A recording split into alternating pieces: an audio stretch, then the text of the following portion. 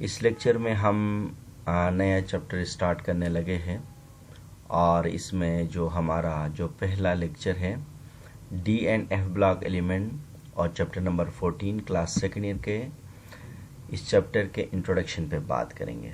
तो पहला जो टॉपिक है हमारे पास ट्रांजिशन एलिमेंट्स। ट्रांजिशन एलिमेंट्स क्या होते हैं? वो तमाम ऐसे एलिमेंट जिसका डी ऑर्बिटल या एफ ऑर्बिटल एटॉमिक स्टेट में या कॉमन ऑक्सीडेशन स्टेट में क्या हो, पार्शियली फिल हो, तो ऐसे एलिमेंट्स को ट्रांजिशन एलिमेंट्स कहा जाता है। जैसे मैंने लिखा कि those element which have partially filled d or f orbital in atomic state or in common oxidation state is called transition element. मिसाल के तौर पर देखें, आयरन एक एलिमेंट है, एटॉमिक स्टेट में है। इसके अंदर आप देखें इलेक्ट्रॉनिक कॉन्फ़िगरेशन किया, इसका लास्ट शेल में देखते हैं तो हमारे पास देखें 3D के अंदर यानी 3D6 से है। तो 6 का मतलब ये कि इसमें टोटल 10 इलेक्ट्रॉन जाते हैं, 10 में से ये एक तरह से पार्शियली फिल्ड है। तो हम कह सकते हैं कि iron is a transition element. इसके बाद देखिए हमारे पास जिंक है। आल्दो जिंक का जो एटॉमिक नंबर होता है वो 30 होता है, इसलिए इसको ट्रांजिशन एलिमेंट में कंसीडर नहीं करते हैं, लेकिन फिर भी इसको डी ब्लॉक में रखा है। आप देखें इस पीरियोडिक टेबल में, हालांकि ये एक ग्रुप नंबर 2B का पहला एलिमेंट भी है और जिनको जिंक ग्रुप भी कहते हैं, लेकिन फिर भी इसको ट्रांजिशन एलिमेंट में क्यों रखा है?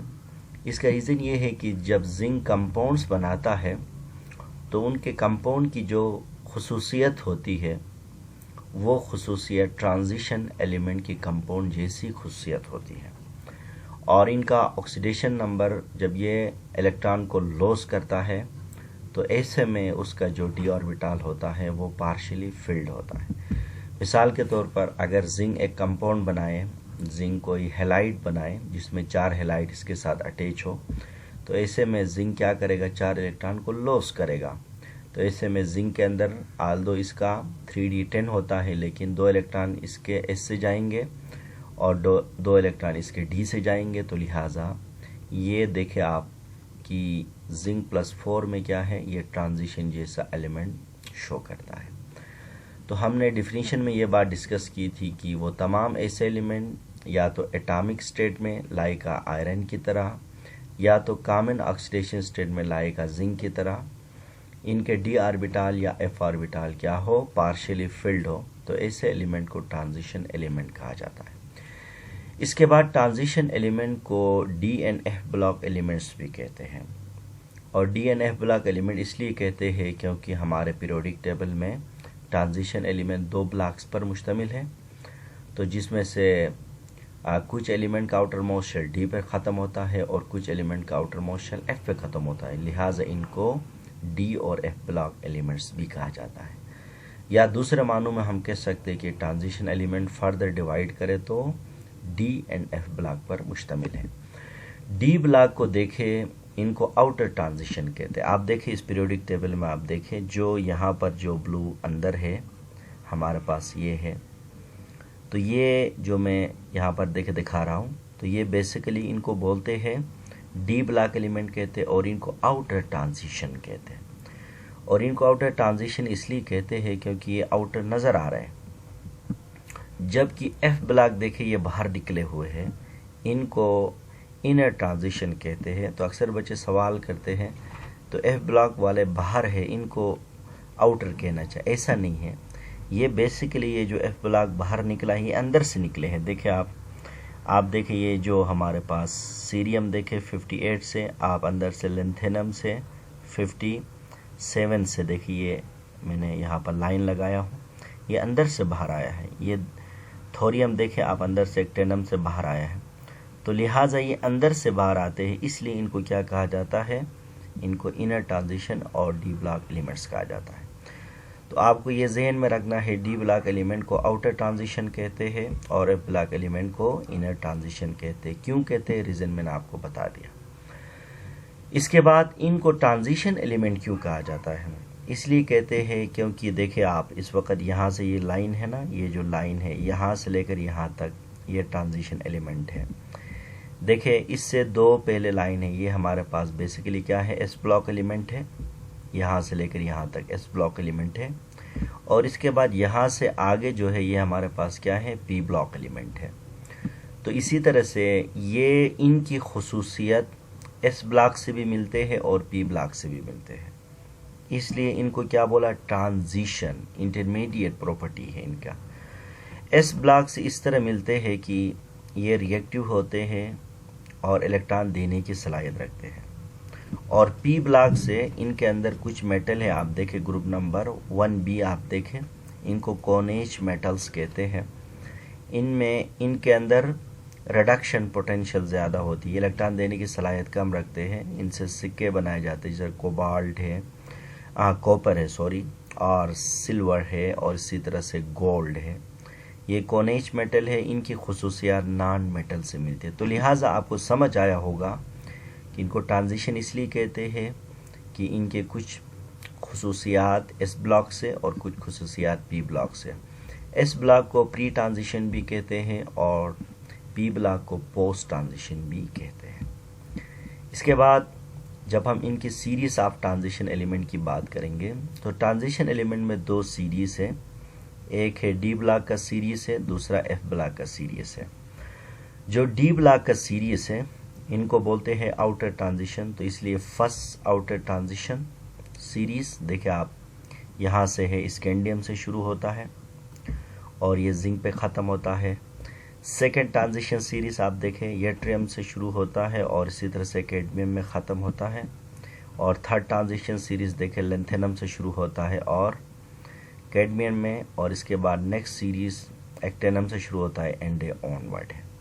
तो हमें पता चला 1 सीरीज 2 और 3 4। अब इन सीरीज को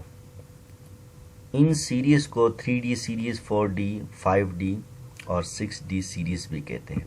अब सवाल है, देखिए आप, स्कैंडियम से पहले क्या है, स्कैंडियम से पहले जो है ना हमारे पास 4s2 है। अब देखिए इसके अंदर पीरियड 4 है, आप ऊपर से आ जाए 1 2 3 और 4 5। अब यहाँ देखिए स्कैंडियम में 4 है, लेकिन इसके अंदर जो डी है इसको हमने 3 का नाम दिया। ये बेसिकली इस फॉर्मूले के मुताबिक दिया है कि हमारे पास n-1 है। तो प्रिंसिपल क्वांटम नंबर देखिए आप, इसका प्रिंसिपल क्वांटम नंबर हमारे पास 4s है, तो यहाँ 4 लगाएंगे, तो इसी तरह से 4 - 1 करेंगे तो ये क्या बनेगा, 3D बनेगा। तो इसी तरह से ये बात आप जहन में रखना है कि स्कैंडियम से पहले देखिए आप 4s है, तो स्कैंडियम हमेशा 3D, तो ये 3D सीरीज इसलिए कहते हैं। इसके बाद देखिए हमारे पास स्ट्रोंशियम में 5s है, लेकिन अंदर यट्रियम में देखें आप 3D सीरीज है, 4D सीरीज है। बेरियम में देखें 6s है, अंदर देखें लेंथेनियम में हमारे पास 5D सीरीज। तो ये इस फार्मूले के मुताबिक हमने लिखा है। तो इसलिए ये 4 सीरीज को 3D series, 4D series, 5D और 6D सीरीज, रीज़न मैंने आपको बता दिया।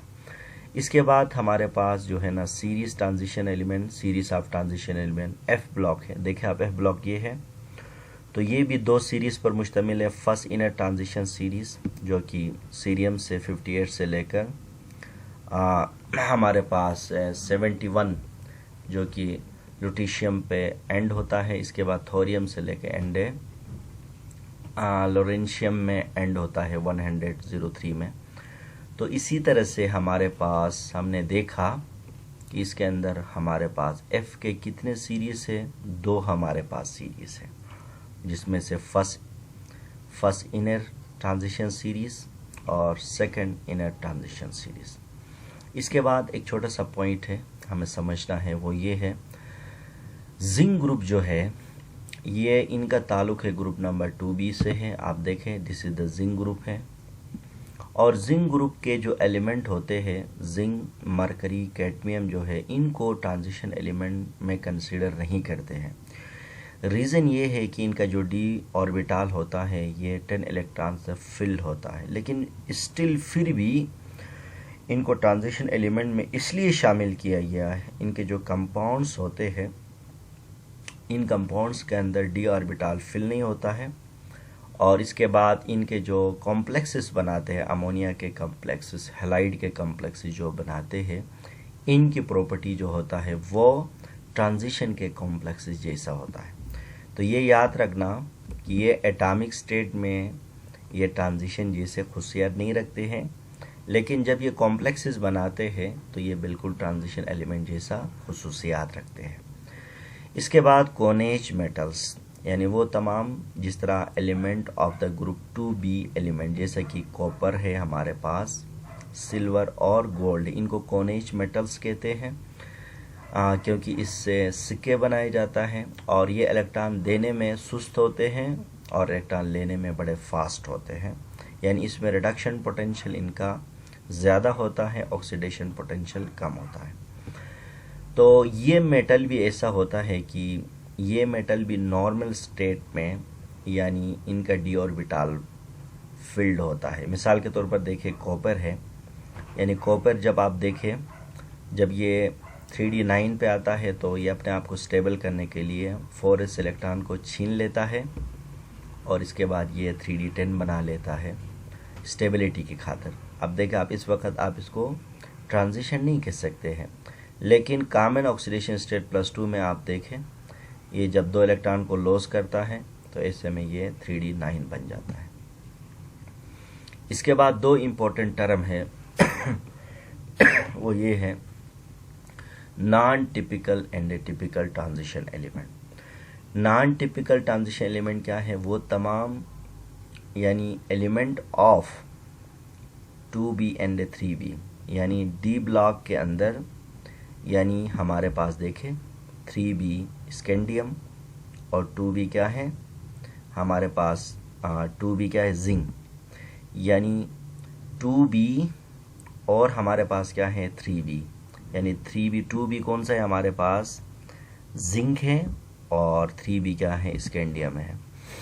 तो डी ब्लॉक के अंदर 2b और 3b के एलिमेंट्स को नॉन टिपिकल एलिमेंट्स कहते हैं। नॉन टिपिकल इसलिए कहते हैं क्योंकि इनकी खुसूसियात नॉर्मल स्टेट में ट्रांजिशन जैसा नहीं होता है, लेकिन जब ये कॉम्प्लेक्सेस बनाते हैं तो तभी इनकी खुसूसियात क्या होता है, ट्रांजिशन एलिमेंट जैसा होता है, इसलिए इनको नॉन टिपिकल कहा।